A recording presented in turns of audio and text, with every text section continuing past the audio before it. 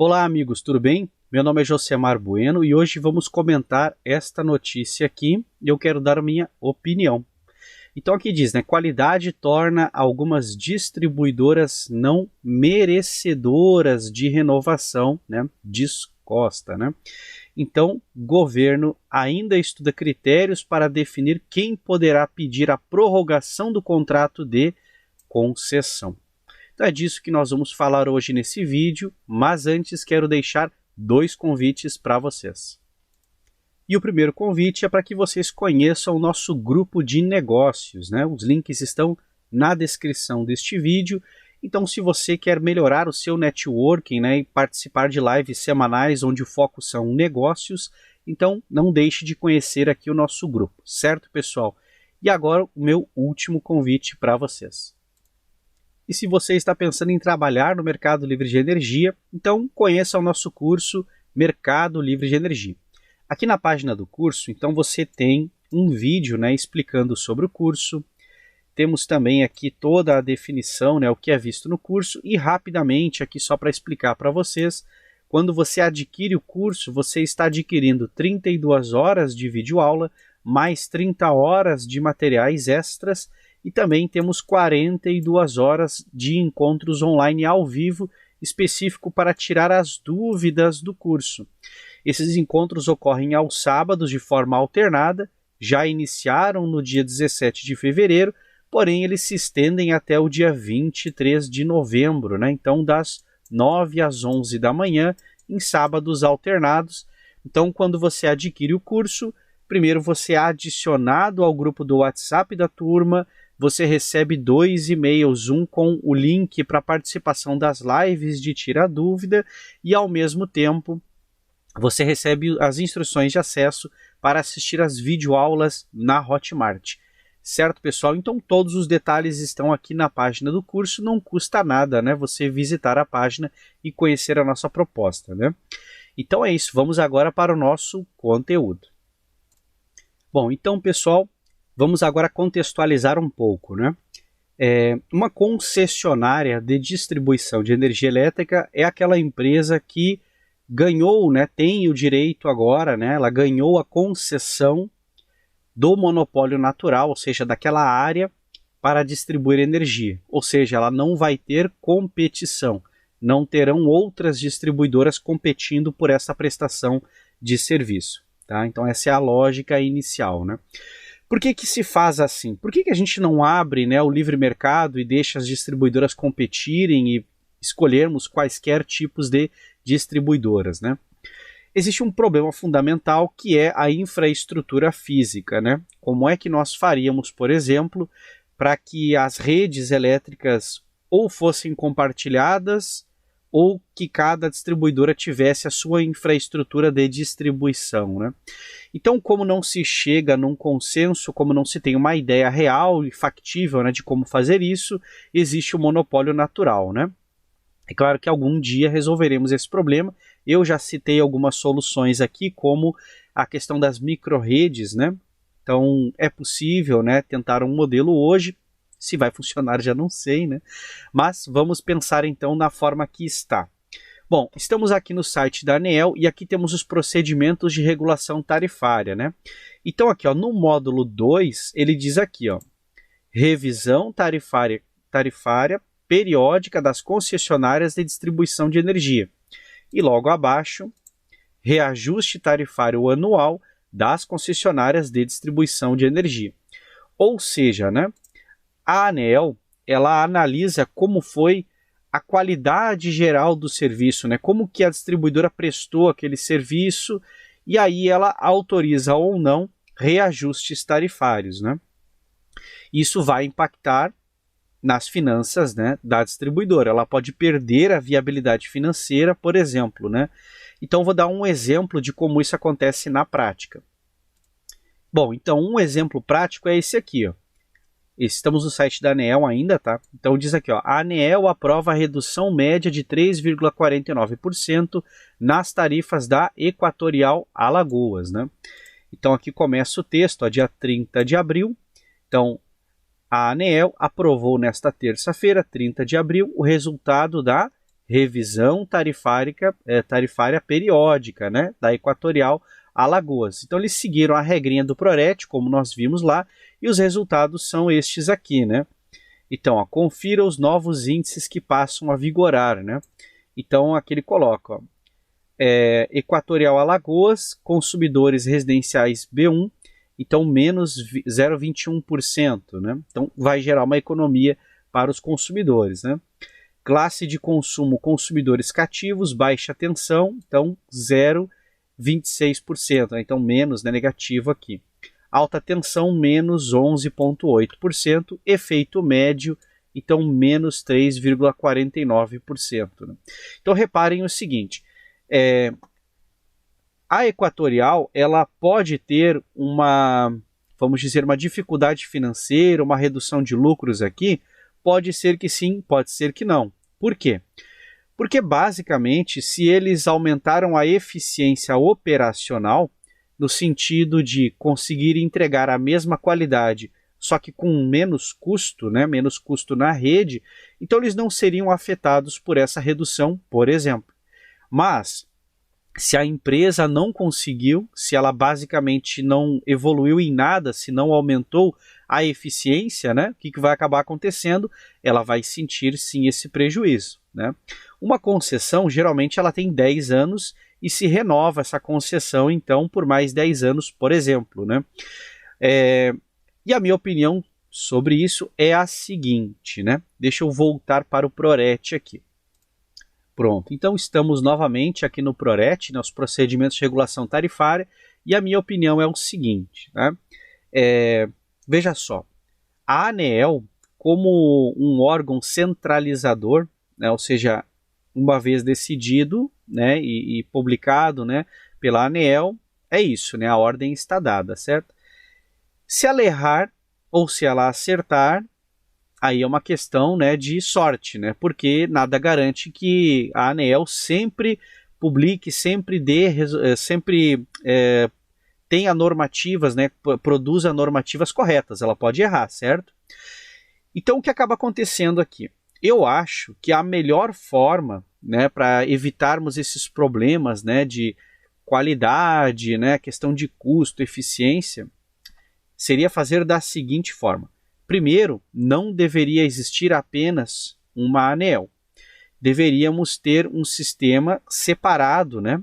Eu vou dar o exemplo dos Estados Unidos, eu acho que dando o exemplo fica mais fácil de entender, né?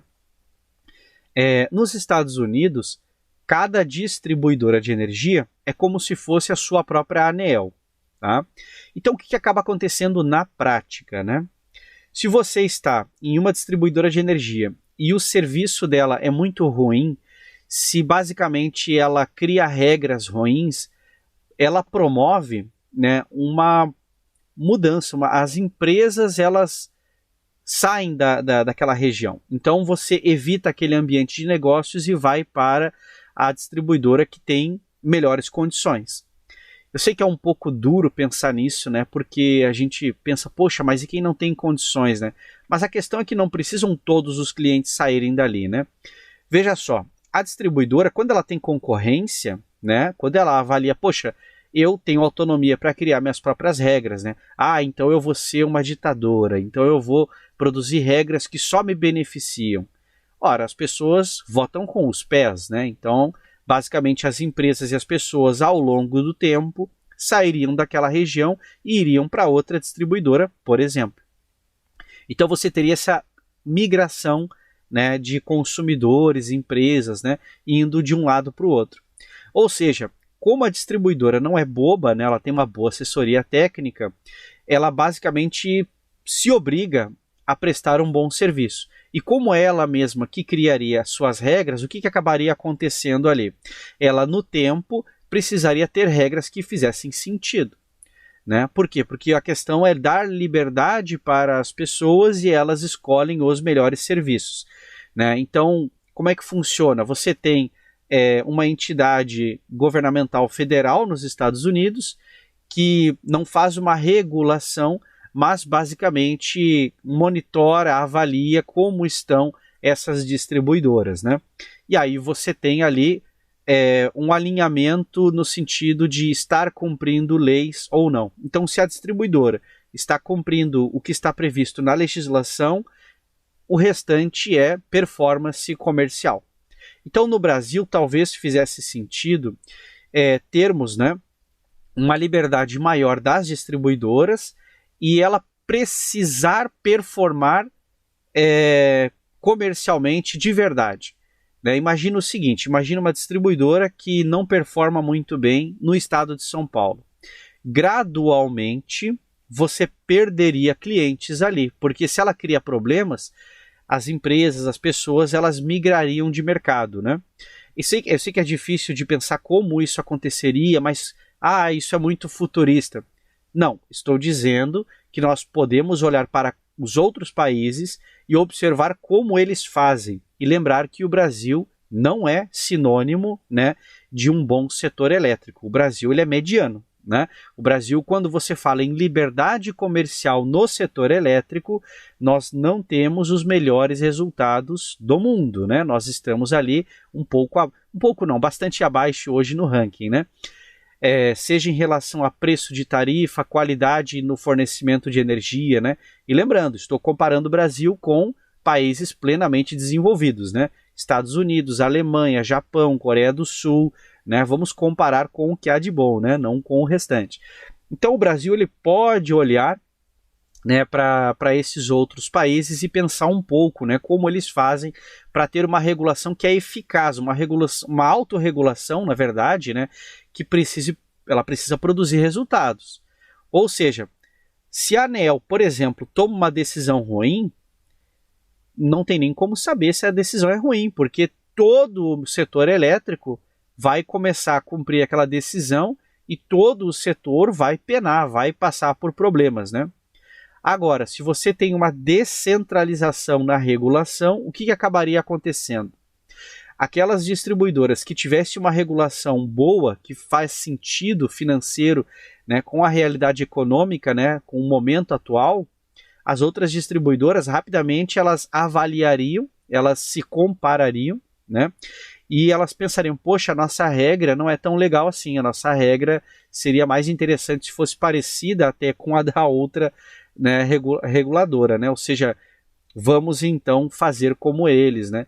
E eu sei que você pode estar pensando, não, mas aí eles iriam rapidamente se unir para justamente se beneficiar e prejudicar a população, né? Só que não é assim que o livre comércio funciona, né? Se você prejudica o seu cliente ele vai para outro mercado. Então, lembrando, a premissa é que todos tenham liberdade comercial, né? Então você tem regras básicas para autorregulação e depois você tem a liberdade comercial real, né, agindo, onde as pessoas podem dizer, ok, não gostei desse serviço, vou contratar o outro, né? Então, quem sabe um dia, né, o Brasil possa explorar algum modelo um pouco mais livre, né, no setor elétrico, para não termos que definir, por exemplo, o reajuste da tarifa da distribuidora, quais são os componentes financeiros que vão estar na tarifa da distribuidora, porque isso aqui é muito esquisito, né? Isso aqui lembra um comunistão, né? Um comunismo do setor elétrico, né? Você tem uma entidade que nada faz, nada produz, e ela define preços, define tarifas, define regras, né, de quem de fato trabalha, né, de quem de fato está lá. Não tem muita lógica o que está acontecendo aqui, né? Mas é isso, o setor elétrico é isso hoje em dia, né? A gente tem que entender como funciona e trabalhar conforme as regras, né? Então, eu acho que nos próximos 10 anos, talvez nos próximos 5 anos, né, mas vamos colocar nos próximos 10 anos aí, a pressão pela liberdade comercial, porque as pessoas precisam trabalhar, né, gente? As pessoas precisam fazer funcionar os empreendimentos. Se não tem dinheiro, não tem impostos, né? Então as coisas precisam funcionar bem, né? Bom, então eu acho que a liberdade comercial vai acabar pressionando para que em algum momento tenhamos uma espécie de descentralização das entidades reguladoras e uma maior liberdade comercial para que tenhamos um número maior de distribuidoras de energia e, ao mesmo tempo, uma liberdade comercial para que eu possa substituir uma distribuidora pela outra. Então, a ideia seria essa, né? Que eu, não contente com a distribuidora local, eu possa ou substituí-la, no sentido de contratualmente contratar outra, ou então que eu tenha liberdade para me deslocar para outra distribuidora, né? Que eu possa levar a minha empresa para outra distribuidora, por exemplo, né? Então, né, essa é a minha opinião. Eu acho que nós vamos acabar caminhando para isso com o tempo, né? Porque basicamente o modelo que tem hoje é um modelo muito antigo, é um modelo que muitos países não fazem mais, né? Então, assim, alguns ainda fazem, mas mesmo assim não funcionam. Alguns mudaram, mas mesmo assim não ficou tão bom.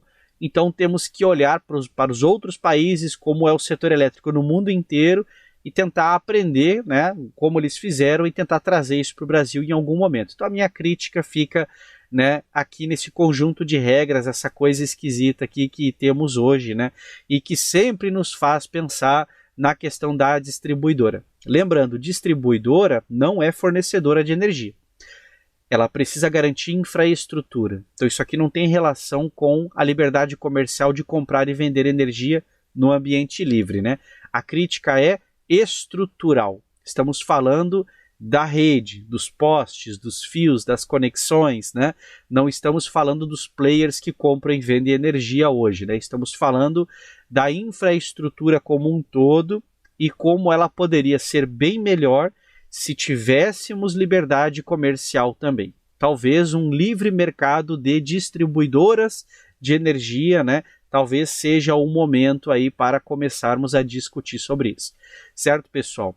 Então é isso. Então, um grande abraço a todos, né? E antes, deixo 2 convites para vocês. E os 2 convites são para que conheçam o nosso curso de Mercado Livre de Energia. Os links estão aqui na descrição deste vídeo, né? E também o nosso grupo de negócios, né? Bom, então é isso, pessoal. Então, não custa nada aqui conhecer a proposta, né? E fica aí o meu convite também para que assistam os nossos próximos vídeos, certo? Então, grande abraço, pessoal, e até o nosso próximo vídeo.